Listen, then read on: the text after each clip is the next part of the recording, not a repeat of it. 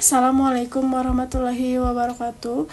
Perkenalkan, nama saya Putri Aprilia Agustin. Saya dari kelas 22C. Di sini saya akan mempresentasikan materi motivasi kerja guru dan sikap atau sifat guru. Dan selanjutnya di sini saya akan menjelaskan pengertian motivasi kerja, yaitu motivasi kerja guru adalah dorongan internal maupun eksternal yang mempengaruhi semangat, komitmen, dan dedikasi seorang guru dalam melaksanakan tugas mengajar serta mendidik siswa untuk mencapai tujuan pendidikan. Dan selanjutnya di sini saya akan menjelaskan sikap atau sifat guru. Di sini sikap atau sifat guru adalah perilaku dan karakter yang ditunjukkan oleh guru dalam menjalankan tugasnya seperti sabar, disiplin, empati, adil, kreatif, dan berwibawa yang berkontribusi pada pembentukan lingkungan pembelajaran yang positif. Dan selanjutnya di sini juga ada motivasi menurut istilah.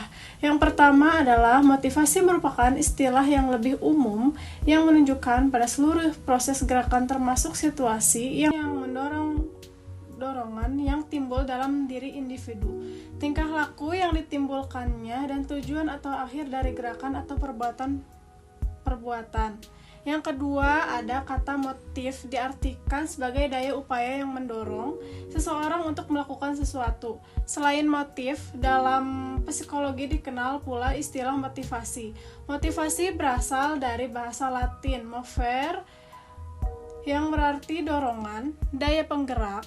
Setiap orang yang dalam suatu aktivitas berbeda satu dengan yang lain tergantung pada kemampuan, kemauan, keinginan, harapan, kebutuhan, tujuan, sarana, imbalan atau motif dan dorongan. Dan selanjutnya, menurut para ahli, menurut Husaini Usman, motivasi ialah keinginan untuk berbuat sesuatu, sedangkan motif adalah kebutuhan need.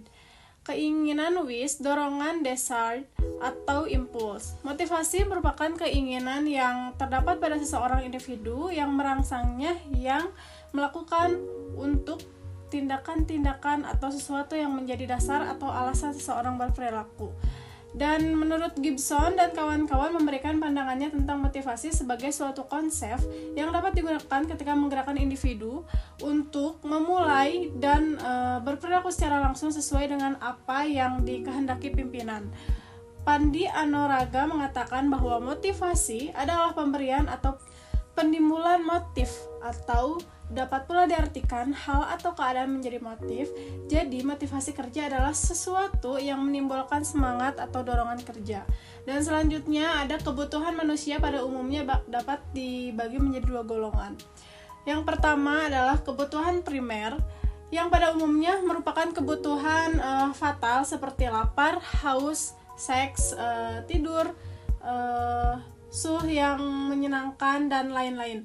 Semua ini adalah kebutuhan-kebutuhan fatal yang merupakan syarat kelangsungan hidup seseorang. Dan yang kedua ada kebutuhan sekunder yang timbul di interaksi antara orang dengan lingkungannya. Kebutuhan sekunder inilah yang paling banyak berperan dalam motivasi seseorang. Oke, next selanjutnya kita akan menjelaskan apa sih ciri-ciri motif individu. Yang pertama ada motif adalah majemuk dalam suatu perbuatan sebenarnya tidak hanya mempunyai suatu tujuan tetapi beberapa tujuan yang berlangsung secara bersama-sama. Dan yang kedua, motif dapat berubah-ubah. Hal ini disebabkan keinginan manusia selalu berubah-ubah sesuai dengan kebutuhan atau kepentingannya. Yang ketiga, ada motif berbeda-beda bagi individual.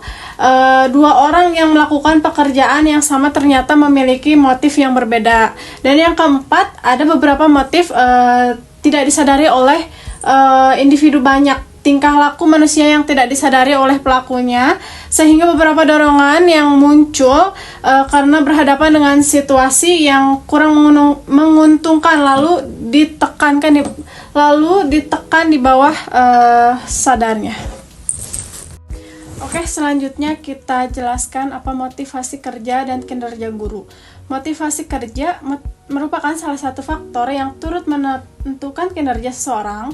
Besar atau kecilnya pengaruh motivasi pada kinerja seseorang tergantung pada seberapa banyak intensitas motivasi yang diberikan.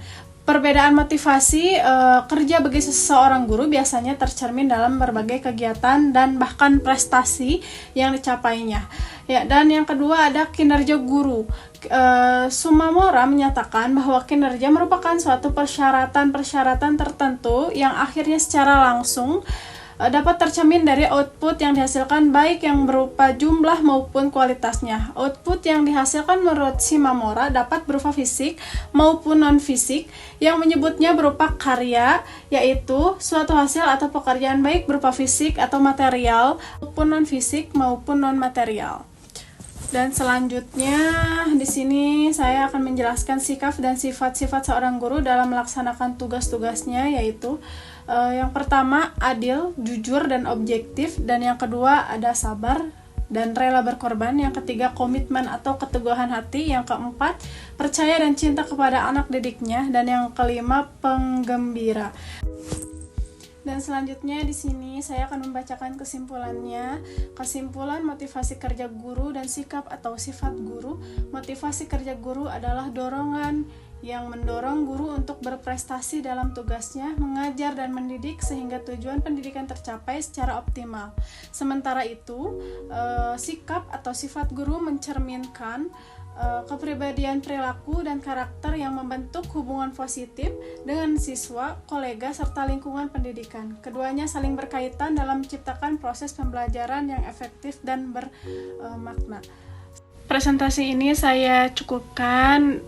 Terima kasih atas perhatiannya. Wabillahi taufiq wal hidayah. Wassalamualaikum warahmatullahi wabarakatuh.